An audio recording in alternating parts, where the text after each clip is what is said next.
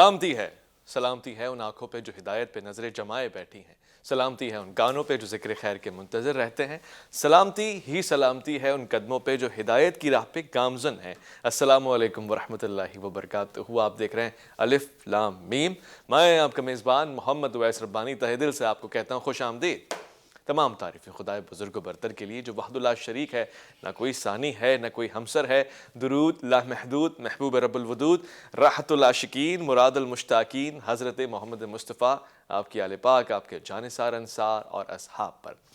خواتین و حضرات، ریلیجن اور اس کا انٹرفیرنس اسٹیٹ میں کتنا ہونا چاہیے، آج اس موضوع پہ گفتگو ہونے والی ہے۔ میں آپ کو بتاتا چلوں کہ دنیا بھر میں جتنے بھی ممالک ہیں ان میں سے 85% وہ کنٹریز ہیں کہ جن کے اوپر کسی نہ کسی طور سے ریلیجس انفلوئنس نہیں ہے، یعنی وہ نہیں پسند کرتے کہ کسی ہیڈ آف اسٹیٹ کو کسی خاص مکتب، مذہب، دین کا ہونا چاہیے۔ البتہ ان میں سے کچھ ایسے ہیں جو کچھ بنیادی قوانین رکھتے ہیں کہ وہ خدا کو ماننے والا ہے یا نہیں ہے۔ اس کے علاوہ 30 کنٹریز دنیا میں ایسے ہیں جو باقاعدہ چارج کرتے ہیں، یعنی باقاعدہ ایک پابندی لگاتے ہیں کہ آپ کو فلاں مکتب، فلاں مذہب یا فلاں دین سے ہونا چاہیے۔ میں مثال کے طور پہ لبنان کی مثال دوں گا، جس میں ہیڈ آف دا اسٹیٹ یعنی پریزیڈنٹ کو کرسچن کمیونٹی، وہ بھی کیتھولک کرسچن کمیونٹی سے ہونا ضروری ہے، واجب ہے، فرض ہے۔ اس کے ساتھ ساتھ وہاں پہ پرائم منسٹر مسلم ہوگا، سنی اسکول آف تھاٹ سے بلانگ کرے گا، اور اسپیکر آف دا پارلیمنٹ جو ہوگا وہ شیعہ مسلم کمیونٹی سے ہوگا۔ یہ ایک بڑا ایک ڈائیورسٹی ہے جو لبنان میں پائی جاتی ہے۔ اس کے علاوہ بہت سارے کم و بیش 17 سے 18 ایسے کنٹریز ہیں، مسلم کنٹریز، کے جہاں پابندی ہے کہ ہیڈ آف دا اسٹیٹ مسلم ہوگا اور اس کے کچھ قوانین ہیں وہ ویسے ہی ہوگا۔ غالباً یو ایس ایک ایسا کنٹری ہے جو آپ کو لازمی نہیں قرار دیتا کہ آپ کا تعلق کسی خاص ریلیجن سے ہونا چاہیے، مگر وہاں بھی امنڈمنٹ آئی ہے کہ کم سے کم گاڈ فیئرنگ یا گاڈ ماننے والا ہونا چاہیے، شاید ایتھسٹ نہ ہو۔ یہ ایک ریلیجن کا انٹرفیرنس ہے آپ کی اسٹیٹ میں، مگر اس کا کس حد تک انٹرفیرنس ہونا چاہیے، حدود کیا ہیں، اور پھر کس حد تک نہیں ہونا چاہیے، نقصانات کیا ہیں، فوائد کیا ہیں، کیونکہ ہم یہ بھی جانتے اور مانتے آئے ہیں کہ 2 ہی ایسی اسٹیٹس ہیں جو غالباً ریلیجن کے نام پہ ڈیولپ کی گئی ہیں، اور پاکستان ان میں سے ایک ہے۔ پاکستان کا مطلب کیا، لا الہ، یہ بھی ہم نے سنا ہے، اس میں کس حد تک حقیقت ہے، کس حد تک اس کو امپلیمنٹ کرنا چاہیے، آج اس پہ بات ہوگی۔ ہمارے آج کے پروگرام کے مہمان انتہائی خاص ہیں موضوع کی طرح۔ میں خوش آمدید کرنا چاہتا ہوں، شعبہ تدریس سے آپ کا تعلق ہے، ڈاکٹر عمیر صدیقی صاحب، السلام علیکم ورحمۃ اللہ وبرکاتہ۔ آج کے ہمارے دوسرے مہمان بھی ہمارے ساتھ موجود ہیں اور ہمارا خاصہ ہے کہ آپ ہمیں قیمتی وقت دے رہے ہیں، پروفیسر ڈاکٹر پرویز ہود بھائی، السلام علیکم ورحمۃ اللہ وبرکاتہ۔ وعلیکم السلام۔ ڈاکٹر صاحب، پروفیسر صاحب، سب سے پہلے میں آپ سے پوچھنا چاہتا ہوں، یہ بتائیے گا کہ ریلیجن کا انٹرفیرنس کس حد تک ہونا چاہیے ایک اسٹیٹ میں؟ میں پاکستان کی مثال دیتا ہوں، کیا آپ کو لگتا ہے کہ ہم اس کو مکمل اسلامی ریاست بنا دیں، اور پھر اگر مکمل اسلامی ریاست ہوگی تو وہ اس کے خد و خال کیسے ہوں گے، بیان فرمائیے گا۔ جی، بہت اچھا سوال ہے آپ کا، اور آپ نے جو شروع میں بتایا کہ کچھ ملک ایسے ہیں جہاں مذہب کا بڑا اہم کردار ہے، اور کچھ ہے جہاں بس برائے نام ہے، اور کچھ ایسے بھی ہیں جہاں بالکل نہیں ہے، جیسا کہ اسکینڈینیویا میں ہے۔ تو ہر ملک ایک الگ تاریخ رکھتا ہے، وہ مختلف تاریخی مراحل سے گزرا ہے اور یوں بنا ہے۔ جہاں تک پاکستان کا تعلق ہے، یہ کہنا کہ یہ اسلامی ریاست ہے، تو میں اس بات پہ بہت کنفیوز ہوتا ہوں، اس لیے کہ اسلامی ریاست کا تصور تو قرآن پاک میں آپ کو نہیں ملے گا۔ اچھا، ریاست کا لفظ نہیں ملے گا، نہ اس کا کوئی متبادل نظر آتا ہے۔ میں عربی نہیں جانتا ہوں، لیکن جو عربی جاننے والے لوگ ہیں، جو اسکالر ہیں، جو عالم ہیں، ان کا کہنا ہے کہ جدید ریاست کا تصور قرآن شریف میں نہیں ہے، یعنی کہ ایک ایسی ریاست جس کے جغرافیائی حدود ہوں، کیونکہ وہ رسول صلی اللہ علیہ وسلم کے زمانے میں تو ایسی کوئی چیز تھی نہیں، اسلام پھیلتا چلا جا رہا تھا ان زمانوں میں، اور ظاہر ہے کہ آپ یہ نہیں کہہ سکتے تھے کہ ان حدود کے باہر بس کہ اسلام ادھر تک محدود ہے۔ لہٰذا کوئی اسلامی ریاست کے خد و خال نہیں بیان کیے گئے ہیں قرآن شریف میں، جہاں تک میں جانتا ہوں، اور اس پر مختلف مورخوں نے، مختلف عالموں نے صدیوں تک بحث کی ہے، اور کسی اتفاق پہ نہیں پہنچے، ایک بات پہ نہیں پہنچ سکے کہ اسلامی ریاست کیا چیز ہوگی۔ اب مثال کے طور پر یہ کہ اس کا سربراہ کون ہوگا. پہلی بات تو یہ ہے نا کہ اس اسلامی ریاست کا سربراہ کون ہوگا. اگر تو رسول صلی اللہ علیہ وسلم نے یہ فرمایا ہوتا کہ ایسا ہے یا ایسا ہے یا اس کے قوانین وضع کیے ہوتے تو پھر تو جھگڑے ہوتے ہی نہیں نا جو خلفائے راشدین کے زمانے میں تھے. بات ابھی جاری ہے, تسلسل برقرار رہے گا. یہاں پہ ایک چونکہ بات سمجھنے والی آئی ہے, میں ایک مختصر سے وقفہ لینا چاہتا ہوں, ضروری ہے, اور وقفے کے بعد لوٹ کر آؤں گا تو پھر انشاءاللہ گفتگو میں تسلسل رہے گا. الف لام میم میں آپ کا انتظار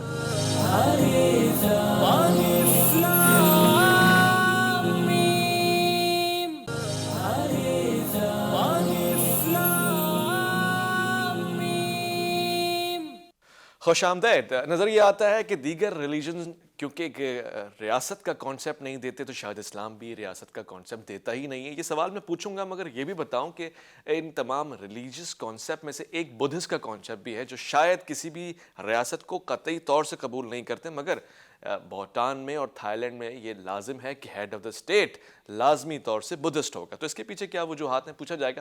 ڈاکٹر صاحب, کیا واقعی اسلام کسی بھی ریاست کا تصور نہیں دیتا؟ یہ کیوں ہم کہتے ہیں ریاست مدینہ؟ یہ تو اسلام کی آئیڈیالوجی نہیں ہے, کوئی حد باندھنا, کوئی ملک بنانا, کوئی سلطنت بنانا, پھر کہاں سے آئی یہ بات؟ بسم اللہ الرحمن الرحیم. بہت اہم عنوان پر آج ہم بات کر رہے ہیں, اور بالخصوص ریاست میں مذہب کے فنکشن پر بات کی جا رہی ہے. اگر اسٹیٹ اور ریلیجن کی سیپریشن کی بات کی جائے, اگر مراد کوئی اور مذہب ہے تو ممکن ہے کہ ان کی مذہبی تعبیر میں اس کا امکان ہو کہ اس میں وہ مناسٹک ریلیجن ہو, اس میں ترک دنیا کا اعتبار کیا جاتا ہو. جیسے بدھزم میں بھی آپ دیندار اور دنیا دار کی ایک تقسیم دیکھتے ہیں. لیکن جب آپ اسلام کی بات کرتے ہیں تو یقینی طور پر یہ بات درست نہیں ہو سکتی. اس کی وجہ یہ ہے کہ جب ہم قرآن مجید کا مطالعہ کرتے ہیں, نبی کریم صلی اللہ علیہ وسلم کی سنت کا مطالعہ کرتے ہیں, تو قرآن مجید کے اصولوں کی بنیاد پر ہمیں خصوصی طور پر مدینہ طیبہ کی ریاست نظر آتی ہے. اور ایک کنفیوژن کو دور کرنے کی ضرورت ہے. اسلام صرف محمد رسول اللہ صلی اللہ علیہ وسلم کا دین نہیں ہے. حضرت آدم علیہ السلام پہلے انسان سے لے کر حضرت سیدنا مسیح علیہ السلام تک اللہ کے تمام انبیاء کرام علیہ السلام نے جس دین کی تبلیغ کی ہے وہ دین اسلام ہے.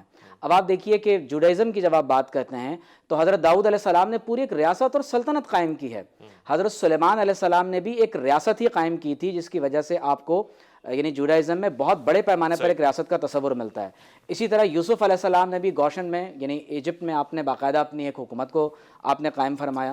تو ہمیں جگہ جگہ قرآن مجید میں اسلامی ریاست کے اصول و ضوابط اور قواعد ہمیں نظر آتے ہیں. خاص طور پر اس کی جو اپلیکیشن ہے وہ ہمیں ریاست مدینہ منورہ کی صورت میں نظر آتی ہے, اور پھر عہد خلافت راشدہ ہے. آپ دیکھیے کہ پاکستان کے آئین میں آرٹیکل 2 میں لکھا ہوا ہے کہ Islam shall be the state religion of Pakistan, کہ پاکستان کا ریاستی مذہب اسلام ہے. اور جب آپ آئین پاکستان کے آخر میں وہ تمام تر حلف نامے اٹھا کر دیکھتے ہیں, تو چاہے وہ صدر کا ہو, وزیر اعظم کا ہو, تو آپ کو نظر آتا ہے کہ بار بار اسلامک آئیڈیالوجی کا, حضور علیہ السلام کی ختم نبوت کا, اللہ کی توحید اور قرآن پر ایمان لانے کا بار بار ذکر ہوا ہے.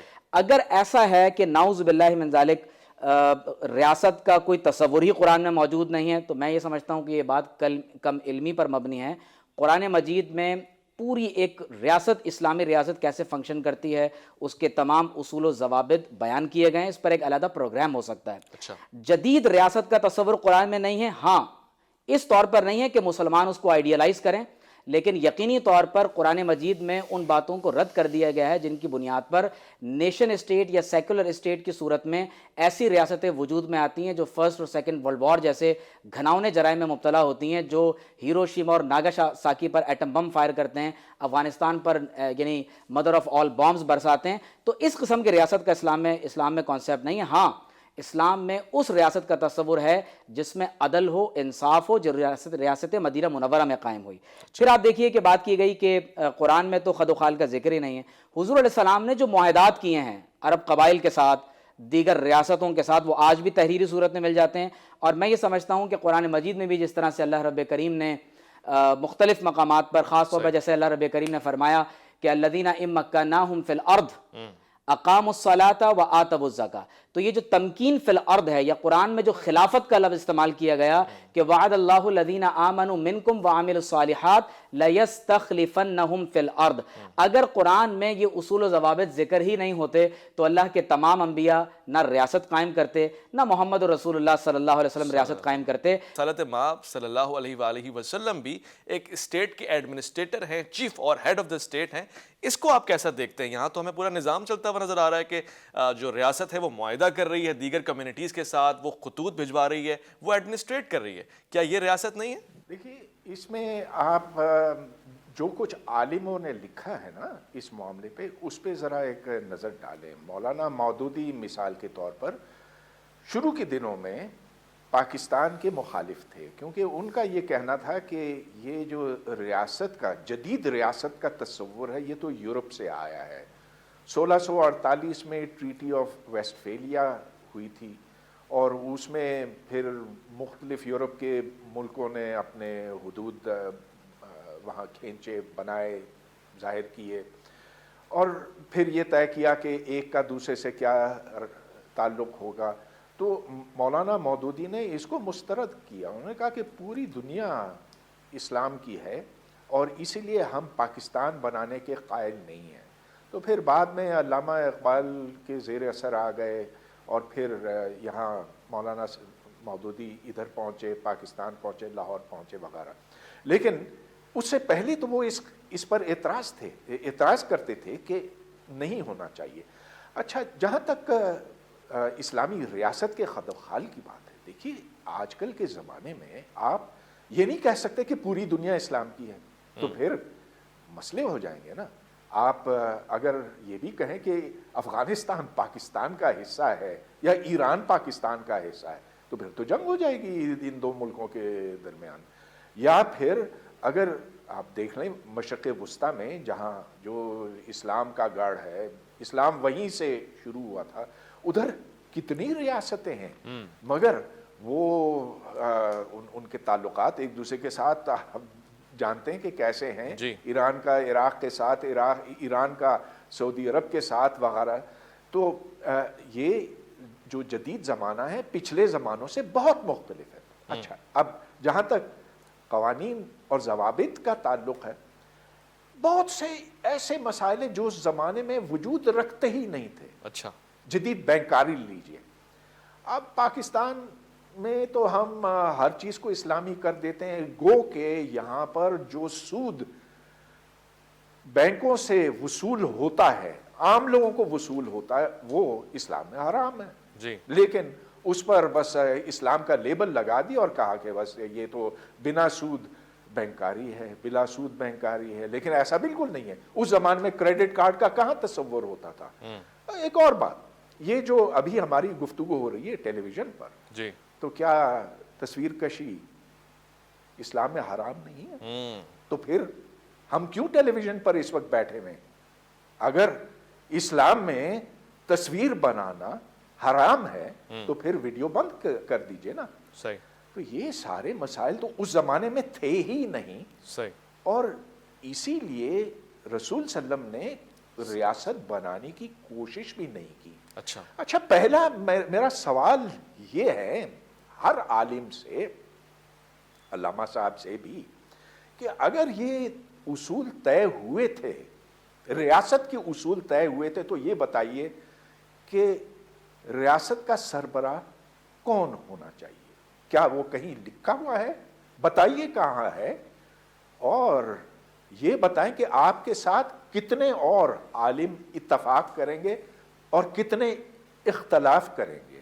یہ تو تھوڑی کنفیوژن نظر آ رہی ہے، آپ کو کیسا دکھ رہا ہے؟ دیکھیے، ہمارا موضوع یہ نہیں ہے کہ عالموں نے کیا لکھا ہے یا مولانا مودودی صاحب کی کیا رائے ہے. ہمارا موضوع ہے ریلیجن اور اسٹیٹ. آپ دیکھیے کہ جب Allama Iqbal reconstruction of religious thought in Islam لکھتے ہیں تو اپنے 6 لیکچرز کے اندر وہ بتا رہے ہیں کہ اسلام ریاست کے خد و خال کیا ہوں گے. اور اقبال نے پریامبل میں یہ بات لکھی ہے کہ میں یہ کتاب براہ راست قرآن و سنت سے کشید کردہ اصولوں کی روشنی میں لکھ رہا ہوں. اس لیے علامہ اقبال نے، آپ ان کی کتابوں کو پڑھ کر دیکھیں، علامہ اسد جو علامہ اقبال کے زیر تربیت رہے، قرآن مجید کا اور بخاری کا ترجمہ کیا، ایک جوش اسکالر تھے، مسلمان ہونے کے بعد مختلف ممالک کا سفر کرتے ہوئے بالآخر اقبال کے قدموں میں پہنچے، اور پھر پاکستان کے اندر قائد اعظم نے ان کو ڈپارٹمنٹ آف اسلامک ریکنسٹرکشن کھول کر دیا.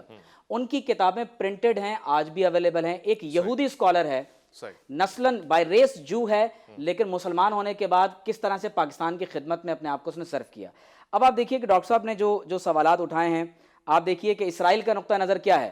وہ کہتے ہیں دریائے فرات سے دریائے نیل تک کا حصہ ہمیں چاہیے. تو کیا یہ ڈکلیریشن آف وار نہیں ہے اسلامی ریاستوں کے خلاف؟ ٹھیک ہے. آپ باقاعدہ اگر جینیسس چیپٹر 15 سے آنورڈ اگر آپ پڑھ کر دیکھیں تو آپ کو اندازہ یہ ہوتا ہے کہ وہ تو باقاعدہ تمام اسلامی ریاستوں کے خلاف اعلان جنگ بہت پہلے کر چکے ہیں. تو یہ اعتراض تو سب سے پہلے ہمیں ان ملکوں پر کرنا چاہیے کہ جو اپنے بالادستی کا اعلان کرتے ہوئے تمام تر خطوں کو رونتے چلے جا رہے ہیں. پھر آپ انہوں نے ایک سوال رکھا، اس کا بھی جواب دیں. تصویر کشی کے حوالے سے پہلے تو سب کچھ منع تھا، اب سب کچھ ہو رہا ہے. دیکھیے تصویر کشی اس وقت حرام ہے کہ جب تصویر کو بت پرستی کے لیے، غیر اللہ کی عبادت کے لیے، مذموم مقاصد کے لیے استعمال کیا جائے. اس دور میں تصویر اس لیے بنائی جاتی تھی، لیکن جب اس کے مقاصد تبدیل ہو جاتے ہیں تو یقینی طور پر اس کا حکم بھی بدل جاتا ہے. پھر آپ دیکھیے کریڈٹ کارڈ، اسلامک فائنانس کی بات کی گئی، بہت بنیادی بات ہے. قرآن و سنت نے کچھ اصول دے دیے، جیسے ربا حرام ہے. اب ربا وہ چاہے کریڈٹ کارڈز کی صورت میں ہو، وہ آپ کے یہاں سیونگ اکاؤنٹس کی صورت میں ہو، وہ کسی اور یعنی صورت میں آپ کو نظر آنے لگے، تو وہ ربا کے اصول وہاں پر اپلائی ہوں گے. پھر آپ دیکھیے ڈاکٹر صاحب نے بار بار ایک سوال کی طرف یعنی التفات کیا ہے کہ وہ کن اصولوں کی بنیاد پر ریاست کا سربراہ طے ہوگا. دو باتیں ہیں. اچھا، ہم ریاست کے امور وحی الہی کی بنیاد پر چلاتے ہیں. جو وحی الہی میں لکھا ہوا ہے ہم اس کے مطابق عمل کرتے ہیں. لیکن اگر وحی میں کوئی بات ذکر نہیں ہے تو ہم باہمی مشاورت اور اجتہاد کے ذریعے سے قرآن و سنت میں اپنے اصولوں کو طے کر لیتے ہیں. اول الامر منکم، یہ اول الامر کیا ہے؟ اگر ریاست نہیں ہے تو یہ ایڈمنسٹریٹر ہیں، یہ ہیڈ آف دا اسٹیٹ ہیں. یہ کون لوگ ہیں اگر کانسیپٹ آف اسٹیٹ نہیں ہے؟ ایک مختصر سا وقفہ الف لام میم میں آپ کا انتظار رہے گا.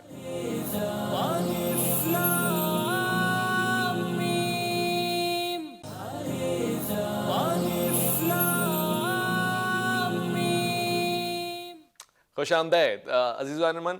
بات ہو رہی ہے اسٹیٹ اور اس کے ریلیجن کے اوپر، یعنی کیسا ہونا چاہیے، کتنا انٹرفیرنس ہونا چاہیے. پرویز ہد بھائی سے میں سوال پوچھنا چاہتا ہوں، کیا یہ صحیح ہے کہ آپ سیکولرزم کی نمائندگی کر رہے ہیں اور آپ خواہش رکھتے ہیں کہ پاکستان میں سیکولر نظام ہونا چاہیے؟ اگر یہ بات ہے بھی اور نہیں بھی ہے تو پھر ایکچولی بتائیے گا کہ سیکولرزم ہے کیا؟ یعنی لا دینیت کا نام سیکولرزم ہے یا پھر آزادی یا پھر مختلف خیالی کا نام ہے سیکولرزم؟ سیکولرزم میرے نزدیک اس کا مطلب ہے ہر دینیت. اچھا، مطلب یہ کہ آپ ہر دین کو برابر کی اہمیت دیتے ہیں، برابر کے حقوق دیتے ہیں. تو جہاں تک قانون کا تعلق ہے وہ سب کے لیے، تمام شہریوں کے لیے مساوی ہے. اور میرے نزدیک یہ اچھی چیز ہے، بہت اچھی چیز ہے. کیونکہ جب ہم مسلمان جاتے ہیں مغرب کے ممالک میں، ہم اسی کا تقاضا کرتے ہیں. ہم کہتے ہیں کہ ہم تعصب کو غلط سمجھتے ہیں، ہم اسے برداشت نہیں کرتے، ہم وہاں سیکولرزم پر اصرار کرتے ہیں. جی. تو میرا خیال ہے کہ یہ پھر انسانیت کا تقاضا ہے، انصاف کا تقاضا ہے کہ جو بھی پاکستان کا شہری ہو، خواہ وہ سنی ہو یا شیعہ یا احمدی یا عیسائی یا جو بھی ہندو، تو قانون کی نظر میں وہ برابر ہونا چاہیے. اچھا. اور جو آپ نے شروع میں بات کی نا کہ مختلف ملک ہیں اور ان میں مختلف نظام رائج ہیں، اور یہ کہ لیبنان میں ایسی صورتحال ہے کہ صدر وہاں کرسچن ہونا چاہیے اور پھر پرائم منسٹر مسلم ہونا چاہیے. ہر ملک کا حساب مختلف ہے. لیکن ان ممالک میں جہاں ہم لوگ جانا پسند کرتے ہیں، امریکہ ہو، برطانیہ ہو، سویڈن، ڈنمارک، جو بھی، یا چین میں بھی یا جاپان، جہاں ہم لوگ جانا پسند کرتے ہیں وہ سیکولر ملک ہیں. وہاں یہ تمیز نہیں کی جاتی ہے کہ آپ کا مذہب کیا ہے. تو میں سمجھتا ہوں کہ اس اعتبار سے آپ بے شک مجھے یہ کہیں کہ میں ایسی سیکولرزم کو پسند کرتا ہوں، اور میں یہ چاہتا ہوں کہ پاکستان میں ہر پاکستان کے شہری کو برابر حق ملے. کیوں نہ ملے؟ اب پہلی بات تو یہ کہ نا ہم انسان ہیں، ہم تمام لوگ پیدا ہوئے یہ جانے بغیر کہ یہ مانگے بغیر کہ ہمارے ماں باپ کون ہونے چاہیے. کیا آپ نے اپنے والدہ کا انتخاب کیا کہ آپ سنی گھرانے میں پیدا ہوں یا شیعہ میں یا احمدی میں؟ نہیں نا، کوئی نہیں. یہ تو ایک اتفاق ہے، یہ تو اوپر والا یہ طے کرتا ہے، اللہ تعالیٰ یہ طے کرتا ہے کہ یہ آپ کیا بنے. لیکن انسان تو انسان ہے آخر، دین تو بعد میں آتا. صحیح، ٹھیک، واضح ہو گیا، سمجھ میں یہ بات آ رہی ہے. اور جہاں آپ اشارہ کر رہے ہیں وہ بھی مناسب ہے. ایک ڈیفینیشن بھی آپ نے بیان کر دی ہے کہ جس میں ہر دینیت کی بات ہو رہی ہے، آپ کو آزادی ہونی چاہیے. غالباً میں اگر صحیح سمجھ رہا ہوں تو اسلام شاید آپ کو اتنے حقوق دیتا ہے اور یقینی طور سے دیتا ہے کہ آپ اپنے دین پہ قائم رہیں. ایسی مثالیں ہمارے درمیان موجود ہیں. ریاست مدینہ کا تصور بھی اس بات کی نشاندہی کرتا ہے. مگر ڈاکٹر صاحب سوال یہ پیدا ہوتا ہے، پروفیسر صاحب کی بات سے اس حد تک تو اتفاق کیا جا سکتا ہے کہ آپ جب دوسرے ممالک جاتے ہیں تو وہاں پہ تو آپ ڈیمانڈ کرتے ہوتے ہیں کہ جی ہمیں آزادی ہونی چاہیے، ہم اذان دے سکیں، ہم نماز پڑھ سکیں. وہاں اور یہاں میں فرق کیوں آتا ہے پھر؟ دیکھیے، ہمارے ہاں دو قسم کے انتہا پسند نظریے پائے جاتے ہیں. پاکستان کے حوالے سے میں خاص بات کر رہا ہوں. ایک طرف وہ مذہبی شدت پسند ہیں کہ جو اس انداز سے اسلام کو پیش کرتے ہیں کہ دور جدید میں اسلام ناقابل عمل نظر آتا ہے. صحیح. دوسری طرف وہ سیکولر انتہا پسند ہیں جو مذہب کو جڑ سے اکھیڑ کر ختم کر دینا چاہتے ہیں. صحیح. اب آپ دیکھیے کہ مذہب کی ایک انٹرپریٹیشن وہ ہے جو ڈاکٹر صاحب نے کی ہے اسلام کے نقطہ نظر سے، اور یقیناً یہ غلط ہے، اس میں کوئی دو رائے نہیں ہو سکتی. آپ دیکھیے کہ قادیانیوں کو احمدی قرار دے کر ایک لائن میں مسلمانوں کے فرقوں کے ساتھ گنوا دیا گیا، جبکہ یہ آئین پاکستان کے خلاف ہے. آئین پاکستان میں مسلم اور غیر مسلم کی تعریف کو متعین کر دیا گیا اور بتایا گیا ہے کہ قادیانی چاہے وہ لاہوری ہوں یا مرزائی ہوں، وہ عقیدہ ختم نبوت کے انکار کی وجہ سے وہ دائرہ اسلام سے خارج قرار پاتے ہیں. دیکھیے، یہ متعین کرنا ضروری ہے. اگر ایک خاتون جج کے پاس چلی جاتی ہے اور کہتی ہے کہ میرا شوہر قادیانی ہو گیا ہے، تو یہ ریاست کا مسئلہ ہے کہ اس عورت کا اور اس آدمی کا نکاح باقی ہے یا نہیں ہے. اسی طرح جانوروں کو ایک شخص ذبح کرتا ہے، وہ تو ذبیحہ حلال ہے یا نہیں. امامت کے مسئلے پر کوئی غیر مسلم آ کر کھڑا ہو جائے تو یہ ریاست کا مسئلہ بن جاتا ہے. صحیح. دوسری ایک اہم بات یہ ہے کہ پیغام پاکستان کی صورت میں پاکستان کا نیشنل نیریٹو واضح ہو چکا ہے. صحیح. اور ریاستی سطح پر آئین پاکستان کو دوبارہ انڈورس کیا گیا اور یہ بتایا گیا ہے کہ پاکستان ایک اسلامی ریاست ہے. اب چاہے یہ بات سیکولر انتہا پسندوں کو یا مذہبی انتہا پسندوں کو کتنی ہی ناپسند کیوں آئے، لیکن پاکستان بہرحال ایک اسلامی ریاست ہے.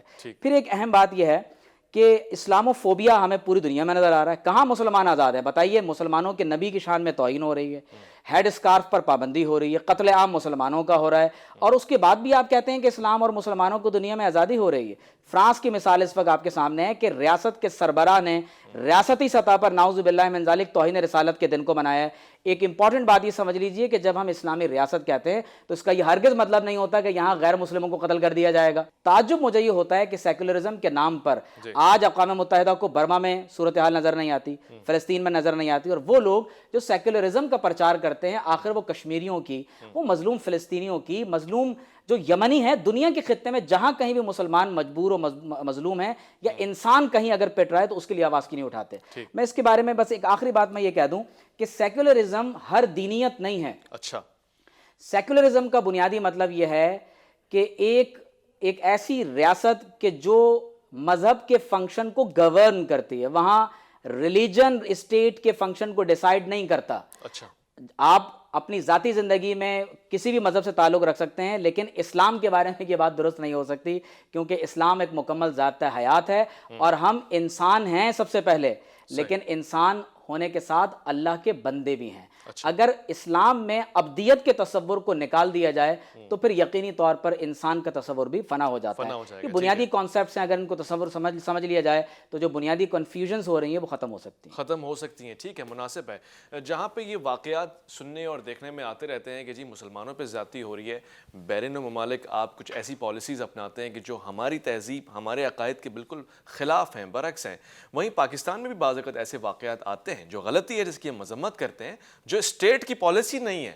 کیونکہ ہم ہندوستان سے کمپیئر کر رہے ہیں تو وہاں پہ تو ایک ایسا نظام نظر آ رہا ہے کہ اسٹیٹ کا سربراہ چاہتا ہے کہ یہ چیز ایسے قتل ہو جائے, نام و نشان مٹ جائے, اور اس کی مذمت بھی کریں گے اور اس کے خلاف بات بھی کر رہے ہیں. مگر بات ہو رہی ہے ریاست کی. اب اس کو کس حد تک سیکولر ہونا چاہیے, کس حد تک ریلیجس ہونا چاہیے, یہاں پہ بہت ساری گفتگو ہوئی ہے. پروفیسر صاحب, میں یہ بات بھی آپ سے سمجھنا چاہتا ہوں, جہاں آپ نے سیکولرزم کی ڈیفینیشن ہر دینیت سے جوڑی ہے, یہاں مجھے واضح کر دیجیے گا کہ اگر مثال کے طور پہ پاکستان جو کہ میجورٹی مسلمز کا ملک ہے, کیا ہم اس میں یورپین نظام کو نافذ کر دیں گے تو یہ بھی ایک نظام کا نفاذ ہی نہیں ہوگا کہ ان کے پاس اگر سیکولرزم ہے تو وہ ان کی مرضی کا سیکولرزم ہوگا, اور پاکستان میں جو 98% مسلمز رہتے ہیں, جنہوں نے ووٹ دیا, جنہوں نے چاہا کہ پاکستان ایک اسلامک ریاست بنے, ان کے ساتھ ڈیموکریٹکلی ذاتی اور ناانصافی نہیں ہوگی؟ دیکھیے, اول تو مجھے یہ نہیں پتا نا کہ اسلامی ریاست کیا ہے. اگر یہ بات قرآن شریف میں لکھی ہوئی ہوتی, اس کے خد و خال وہاں پر بیان کیے ہوئے ہوتے, تب تو کوئی اس پہ دو رائے نہیں ہو سکتی. لیکن میں صرف یہ کہہ رہا ہوں کہ سیکولرزم کا مطلب ہے ہر دینیت, کہ جتنے پاکستان کے شہری ہیں سب کے برابر حقوق ہونے چاہیے.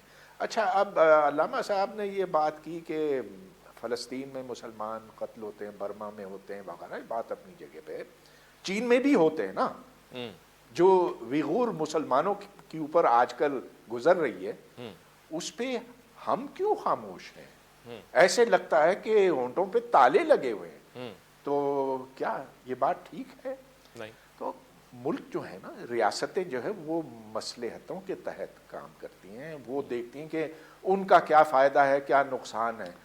آپ دیکھیں کہ جو مسلمان ملک ہیں مشرق وسطیٰ میں, تو وہ اپنا قومی مفاد دیکھتے ہیں, اپنا ملکی ریاستی مفاد دیکھتے ہیں. اور اسی لیے رسول صلی اللہ علیہ وسلم نے یہ چھوڑ دیا تھا امت پہ, مسلمانوں پہ چھوڑ دیا تھا کہ آگے جو ہوگا سو ہوگا. میں اب یہ نہیں بتاؤں گا کہ ریاست کیا ہوگی, اور اگر ان کا مقصد یہ ہوتا, اگر وہ چاہتے تو وہ پھر یہ بھی بتاتے نا. اب یہ علامہ صاحب جو ہے وہ اس سوال سے پتہ نہیں کیوں اس کا جواب دینا نہیں چاہتے کہ ریاست کا سربراہ کون ہو. یہ مسئلہ آج تک طے نہیں ہو سکا. یہ مسئلہ طے نہیں ہو سکا کہ جمہوریت اسلامی ہے کہ نہیں. ضیاء الحق کے زمانے میں جماعت اسلامی نے تو یہاں تمہار باندھا ہوا تھا کہ جمہوریت خلاف اسلام ہے, کہ جمہوریت ہو نہیں سکتی. جنرل ضیاء بہت اس بات پہ خوش تھے اور جماعت کو بہت پھر اوپر چڑھایا. یہ آج تک طے نہیں ہوا کہ جمہوریت, ووٹ دینا کس حد تک اسلامی ہے. تو رسول صلی اللہ علیہ وسلم نے کبھی اس پر کوئی اپنی رائے کا اظہار نہیں کیا. اسی لیے یہ کہنا کہ ریاست کا تصور اسلام میں موجود ہے, میں سمجھتا ہوں کہ اس کے اوپر کئی آراء ہو سکتی ہیں, اور اس پہ عالموں کے بیچ میں بھی, ان کے درمیان میں بھی بہت سے اختلافات ہیں.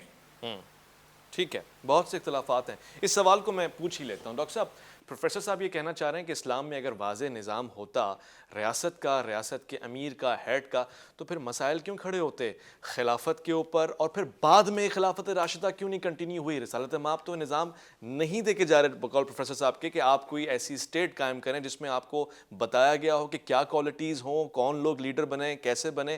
یہ تو بالکل آپ کے اوپر چھوڑ کے چلے گئے, آپشنل ہے. کیا جمہوریت اسلام کا حصہ ہے؟ دیکھیے, قائد اعظم کا آرٹیکل ہے جو اسی زمانے میں پبلشڈ ہوا, ویسٹرن ڈیموکریسی انسوٹڈ فار انڈیا. یا قائد اعظم کی بھی رائے یہی ہے کہ مغربی, خالص مغربی طرز جمہوریت وہ ہمارے لیے انسوٹڈ ہے. آپ دیکھیے کہ علامہ اقبال نے اسپریچول ڈیموکریسی کا تصور پیش کیا ہے. تو اگر جمہوریت اس نقطہ نظر سے بیان کی جا رہی ہے کہ مسلمانوں میں سے جو جمہور ہیں وہ اپنے لیے کچھ قاعدے اور قوانین زندگی گزارنے کے ایسے متعین کر لیتے ہیں کہ جن کو اللہ تعالیٰ نے آپ کے اجتہاد اور عقل پر چھوڑ دیا ہے, اور واضح طور پر وحی الہی میں اس کا ذکر نہیں اور نہ ہی وہ وحی الہی سے متصادم ہے, تو فبہا آپ اس پر ضرور یقینی طور پر عمل کیجئے. ایسی جمہوریت ضرور طور پر جائز ہے. اور اسی لیے آپ دیکھیے کہ ہمارے ہاں اگر کسی نے جمہوریت کی مخالفت بھی کی ہے تو وہ ویسٹرن ڈیموکریسی کی مخالفت کرتے ہیں, کہ جہاں پر سیم سیکس میرج کو بھی اور یعنی شراب نوشی کو بھی نعوذ باللہ من ذالک ریاستی سطح پر جائز قرار دیا جا آپ کہہ رہے سکتا ہیں جمہوریت عین اسلام ہے؟ میں یہ عرض کر رہا ہوں کہ جو مغربی طرز جمہوریت ہے وہ عین اسلام نہیں ہے. ہاں یہ ایک الگ بات ہے کہ جمہوریت کو جب آپ اسلامک ڈیموکریسی یا اسپریچول ڈیموکریسی جو اقبال نے کہا ہے اس تناظر میں دیکھیں تو وہ بالکل جائز ہے. دوسری ایک اہم بات یہ ہے کہ ڈاکٹر صاحب نے اسپریچول ڈیموکریسی ہے کیا, یعنی اس وقت موجودہ ممالک میں کوئی ایسی اگزامپل ہے آپ کے دیکھیے پاس؟ پوری دنیا میں کہیں بھی سیکولرزم اپنے صحیح معنی میں جو اس کی فلسفی ہے وہ نافذ نہیں ہے. اسی طرح سے آپ دیکھیے کہ جو اسپریچول ڈیموکریسی کی بات کی جا رہی ہے وہ آئیڈیلزم نہیں ہے ہمارے لیے, ہم اس کو آئیڈیلائز نہیں کرتے. لگ تو ایسے ہی رہا ہے. آئیڈیل ہم خلافت راشدہ کے دور کو کرتے ہیں. اچھا, خلافت راشدہ اگر ہمیں آج قیام چاہیے اس کا تو کیا کرنا ہوگا, کیسے خلیفہ کا انتخاب ہوگا؟ دیکھیے یہاں پر جو ڈاکٹر صاحب نے بار بار سوال اٹھایا, میں چاہتا ہوں کہ میں اس کا جواب دے دوں کہ ریاست کا سربراہ کون ہونا چاہیے. جی جی. دیکھیے قرآن مجید میں اللہ تبارک و تعالیٰ نے اس کے لیے ہمیں کچھ اصول بیان کیے. پہلی بات یہ ہے کہ وہ مسلمان ہونا چاہیے, ٹھیک, اور ہمارے آئین پاکستان میں بھی یہی لکھا ہوا ہے, یعنی قادیانی پاکستان کا ریاست کا سربراہ نہیں ہو سکتا. دوسری ایک اہم بات یہ ہے کہ نمبر 2 وہ حلال کا کو اختیار کرنے والا ہو اور علل اعلان فسق و فجور کرنے والا نہ ہو. قرآن مجید میں اللہ نے فرمایا کہ وَلَا تُطِعْ مَنْ أَغْفَلْنَا قَلْبَهُ عَنْ ذِكْرِنَا وَاتَّبَعَ هَوَاهُ وَكَانَ أَمْرُهُ فُرُطًا. تو جو شخص اپنی زندگی کے اندر ہوائے نفسانی کے اعتبار پیروی کرتا ہے ایسے شخص کو اپنا حکمران نہیں بنایا جائے گا. گویا کہ جو حلال کو ترک کرتا ہے, حرام کو اختیار کرتا ہے, وہ ہیڈ آف دا اسٹیٹ نہیں ہو سکتا. تیسری اہم بات یہ کہ قرآن مجید میں اللہ تعالیٰ نے زادہ بسطۃ فی العلم والجسم, وہ جسمانی طور پر اس قابل ہو, اس کی ذہنی اور قلبی اور دماغی صلاحیتیں ایسی ہوں کہ وہ ریاست کا سربراہ بن سکتا ہو. اور اگلی اہم بات یہ کہ اس میں ریاست چلانے کی اہلیت ہو. اس کو اللہ تعالیٰ نے بسطۃ فی العلم کہا ہے اور فی الجسم کہا ہے. اور پھر جو اگلی بات ہے وہ فرمایا کہ اطیعوا اللہ وَأَطِيعُوا الرَّسُولَ وَأُولِي الْأَمْرِ مِنْكُمْ. اور یہی 4-5 صفات جو میں نے آپ کے سامنے بیان کی ہیں کہ وہ مسلمان ہو, وہ حرام کا ارتکاب نہ کرنے والا ہو, متقی پرہیزگار انسان ہو, صادق اور امین ہو, اور آگے بڑھ کر یہ کہ وہ بسطۃ فی العلم والجسم, جسمانی اور عقلی صلاحیتوں سے یعنی مالا مال ہو. تو آپ اندازہ کیجئے کہ ہمارے ہاں انہی بنیادوں پر حضرت صدیق اکبر, حضرت علی المرتضیٰ, حضرت عمر, حضرت عثمان غنی رضی اللہ تعالی عنہم اجمعین کا مشاورت کے ذریعے سے انتخاب کیا گیا ہے. تو میں یہ سمجھتا ہوں کہ ہمارے ہاں ڈاکٹر صاحب اگر خاص طور پر امام ماوردی کی الاحکام السلطانیہ کا مطالعہ کر کے دیکھیں, ابن قیم کی الطرق الحکمیہ کا مطالعہ کر کے دیکھیں, ہماری تمام اسلامی یعنی فقہ کی کتابوں میں بالخصوص سیر کا مطالعہ کر کے دیکھیں, تو ڈاکٹر صاحب جو سوالات کر رہے ہیں, ظاہری بات ہے یہ 30-40 منٹ کا پروگرام اس بات کا متحمل نہیں ہوتا کہ میں پوری اسلامی ریاست کے کانسیپٹ کو واضح کروں, لیکن میں یہ بات یقین سے آپ سے کہتا ہوں کہ آپ ان کتابوں کا مطالعہ کر کے دیکھیں, ورنہ ایک پورا پروگرام رکھ لیں, آپ سوالات کرتے رہیے گا, میں قرآن کی آیات کی روشنی میں انشاءاللہ تعالیٰ آپ کو جواب پیش کروں گا. ماشاءاللہ, بارک اللہ فی العلم. لیکن علامہ صاحب, جی جی جی, ابن خلدون نے تو یہ لکھا ہے مقدمہ میں کہ حاکم الوقت کی اطاعت کی جائے, کہ یہ کہ خلیفہ جس طرح سے بھی بنے اسے ماننا پڑے گا. پہلے جو بات آپ نے کی نا کہ یہ صفات ہونے چاہیے, کہیں آپ نے ووٹ کا ذکر نہیں کیا. کیا ایسے شخص کو منتخب بھی کیا جا سکتا ہے ایک کھلے ووٹ سے؟ اب دیکھیے پاکستان میں 220 ملین 22 کروڑ مسلمان ہیں. چلیے ان میں سے آدھے جو ہیں وہ ووٹ دے سکتے ہیں, آدھے نہیں دے سکتے, لیکن کیا ان کو صدر یا سربراہ مملکت یا اپنی پولیٹیکل پارٹی چننے کا حق ہونا چاہیے؟ یہ آپ کے خیال میں شاید ہو یا نہ ہو, لیکن جماعت اسلامی تو اس وقت اس سے بالکل دیکھیں ہمارا موضوع جماعت اسلامی نہیں ہے. ابھی آپ قرآن مجید کی بات کر رہے تھے تو قرآن سے تو میں نے اصول بیان کر دیے ہیں. نہیں, وہ ایک مسلم ریلیجیس پارٹی, پولیٹیکل پارٹی کی مثال دے رہے ہیں, لیکن سوال ڈاکٹر صاحب نے قرآن کے بارے میں کیا تھا, میں نے قرآن سے تو جواب دے دیا ہے. صحیح, ٹھیک ہے. یہ سوالات تو بہت ہی عمدہ ہیں, جواب بھی بڑے عمدہ آ رہے ہیں. پروگرام میں وقت ہی نہیں بچا میرے پاس, اور میں کس قسم کے جوابات پیش کروں آپ کے سامنے, کون سے سوالات لوں. میرے ذہن میں بہت سارے سوالات ہیں, مجھے امید ہے کہ اس پہ ایک اور نشست بیٹھ سکتی ہے. میں ڈاکٹر صاحب کا بہت شکر گزار ہوں کہ آپ نے اپنا خصوصی وقت دیا, خصوصی علمی باتوں سے ہمیں نوازا. پروفیسر صاحب کا میں انتہائی شکر گزار ہوں کہ آپ نے ہمیں خصوصی طور سے جو معلومات فراہم کی وہ ہمارے لیے قابل غور, قابل توجہ ہے. عزیز و جان من, میں تو آج نہیں ڈیسائیڈ کر پایا, قرارداد میں نہیں پیش کر سکتا کہ دراصل یہ جو نظام حکومت ہے وہ کون سا ہونا چاہیے, مگر اتنا میں ضرور سمجھ پایا ہوں کہ اسلام کا ایک پیش کردہ فارمولہ ضرور ہے نظام حکومت کے حوالے سے. آیا وہ آپ بیان کر پائیں یا نہ کر پائیں, سمجھا پائیں یا نہ سمجھا پائیں, یا پھر اس کو ایکسیپٹ کر پائیں یا نہ کر پائیں, حضرت علامہ اقبال نے خود جمہوریت کو کس حد تک ایکسیپٹ کیا ہے, بس ان جملوں میں آپ کے سامنے پیش کر کے اجازت چاہوں گا. آپ نے کہا کہ اس راز کو ایک مرد فرنگی نے کیا فاش, ہر چند کے دانا اسے کھولا نہیں کرتے. جمہوریت ایک طرز حکومت ہے جس میں بندوں کو گنا کرتے ہیں, تولا نہیں کرتے. اپنا خیال رکھیے گا, اپنے سے بڑھ کے خیال رکھیے گا ملک پاکستان کا, اللہ کے فرمان کا. اللہ کی امان میں.